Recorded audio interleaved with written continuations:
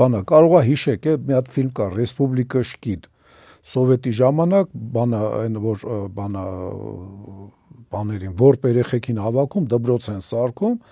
Ռեսպուբլիկա Շկիդ, ուրեմն այդտեղ բանա մի հատ դասատու կար, որը երգ էր երգում Նիժինիցից на Курсистках, они толстые как сосиски. Բնականա սախ դասա երեխեքը սիրում էին իրան, բայց դաս չէր տալի։ Առավոտից իրիկուն երգում էր։ Այդ նույն բանն է, որ բանը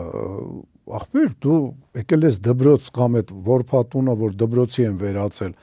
որպեսզի գիտելիքներ տան, դրա համար են դասերը կազմակերպել։ Նույնը եթե հավաքներում ես ու քեզ չեն պարապացնում, դա քո խնդիրն է, դա շատ ավելի շատ քո կյանքի հետ առնչվում, քան են թամբալների, որ բանը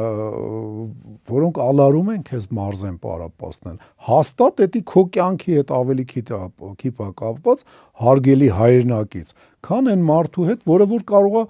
մի տարի հետո ասենք ուրիշ տեղ էլ լինի ծառայության ըսկի քո հետ չառնչվել ոչ մի կերպ պահանջեք որ պարապացնեն մի դասացուցակ նայեք ասեք այ ախպեր բայց դե բուժ պատրաստություն դասացուցակ ով է ցույց տալի կախած է լինում կախած ոչ մի տեղը չի լինում Դա մենակ մեր մոտ էր Չէ,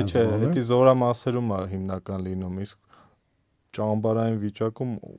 պետք է դասացակ ցույց տալ։ Ամենայն դեպս պահանջել, որ ասենք մուղ չտաշեն նախաճաշից մինչև ճաշը եւ ճաշից մինչև ընթրիկ։ Դա ասենք ցանկացած Դա ներքևից վերև տարբերակն է։ Կարան ասենք գտնեն մի հատ բան լրագրող, որը հետագայում կարող է վարչապետ դառնա, որ թուղթ գրի պաշտպանության նախարարի անունով, որ գտնվում եմ հավաքների տեղը Եվ ինձ չեն պարապացնում, հաստատ ընդ մի քանի հոգի կգան, մի քանի հոգու ասենք ինչ պետքա կանեն,